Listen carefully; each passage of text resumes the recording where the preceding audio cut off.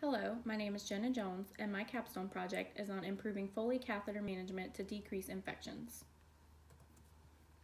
The objective of this capstone project is to discuss improving the overall management of the Foley catheter in the hospital setting. The improvement of having the appropriate indications, uses, hygiene, and indications to take the Foley catheter out will help decrease the incidence of catheter-associated urinary tract infections, or CAUTIs. CAUTIs account for 32% of all healthcare acquired infections. With such a large rate of CAUTIs being in healthcare acquired infections, you would think that all Foley catheter care would be managed consistently and standardized. However, that is not the case. With healthcare providers all having different preferences on intake and output monitoring, patients wanting a more convenient stay, and guidelines not being standardized and being inconsistent, it makes it tough for the nurse to do what is appropriate and best for the patient regarding the Foley. This capstone project will present the problems and possible resolutions to improving Foley catheter management. Physicians can order Foley catheters for very accurate urinary output monitoring and intake and output totals on patients. They are very common in the intensive care unit or ICU settings where the patients are very sick and mobility may be an issue. Used properly, the Foley catheter can be very beneficial for the most accurate look at fluid balance in such patients. However, many times they remain in the patient past their indications of usage and start to become a health hazard and an easy access site for health-acquired infections, especially the CAUTIs.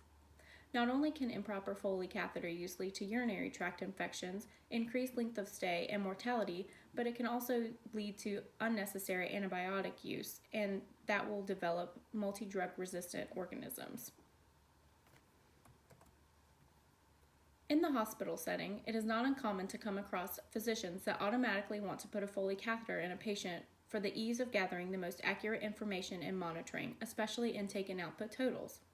However, they are not indicated for every single patient, and the nurse should be able to identify the correct indications for inserting a catheter into a patient. The proper indications do not include the fact that the patient does not want to get out of bed to go to the restroom, or the nurse does not want to answer the call light simply for the patient to urinate. Some nurses may even get pressured from their coworkers to leave the catheter in, just in case it becomes their patient, or the patient is too difficult to walk or get out of bed or get on a bedpan alone. The final reason is probably the most prominent for improvement of management of the Foley.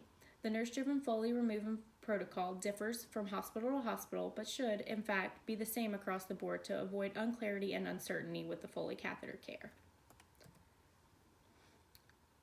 The project began with identifying a PCOT question to research. In hospitalized patients, how does improving the appropriate indications, insertion, and management of the Foley catheters compared to their misuse affect infection rates within the patient's hospital stay? The level of evidence scale, LOE, that was used was the rating system of the hierarchy of evidence by Meinink and Feinout-Overholt in 2015. It was a level 4 cohort study due to the study being an observation of groups patients with Foley catheters to determine the development of an outcome if the incidence of the CAUTIs was reduced with proper implementation of a nurse-driven Foley protocol removal. Grady, 2014, developed and implemented a nurse-driven protocol for the removal of the Foley catheters with the goal of decreasing the CAUTI. According to the hierarchy of evidence scale, it was a level 4 cohort study, as previously mentioned, and this is due to the study being the observation of a group patients with Foley catheters to determine the development of an outcome if the incidence of CAUTIs was reduced with proper implementation of a nurse-driven Foley removal protocol. All patients had an indwelling Foley catheter to be part of the study. The follow-up after implementation of the protocol was sufficient at 1 year following implementation. The criteria and objective were unbiased, as no opinions were given and only numbers and statistics were given. After setting search limitations for researching guidelines for reducing CAUTIs when using a Foley catheter, AHRQ in 2015 wrote an article on the development of a toolkit with the goal of decreasing CAUTIs in the hospital setting.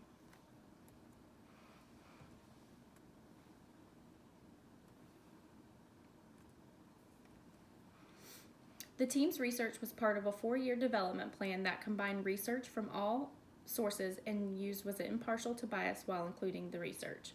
The study used relevant information from all to identify the source as being significant to help develop a toolkit for reducing CAUTIs.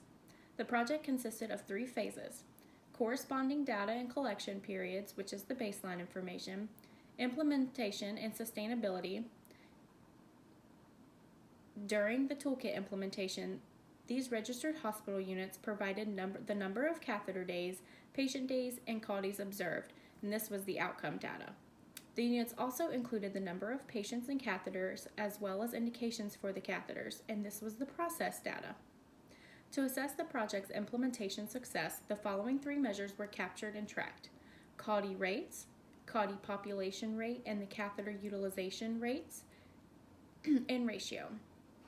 First, a facility must educate, sustain implementation with support from researchers, then reach conclusions. The guidelines recommended developing a facility-specific toolkit to reduce these CAUTIs with Foley catheter care. First, a facility must educate, sustain implementation with support from resources, then reach their conclusions. And I said that again because it's very important to do these steps before reaching conclusions. The guidelines gave an outline of a project implemented. It stated how it collected the data and analyzed all of the data, then listed the conclusions made. In the author's specific facility, this would be very beneficial and will make for a more concrete answer to be available to nurses that are questioning orders and proper Foley catheter care. Even if it is only consistent for one specific facility, that would be a start to helping standardize the care of the Foley catheter. In conclusion, the Foley catheter is a great medical tool. If and when managed properly, it can be a great asset to nurses, physicians, and other healthcare professionals, and improvement of the appropriate indications, insertion, management, and care can lead to a decrease of infection rates in the hospitalized patients. Thank you.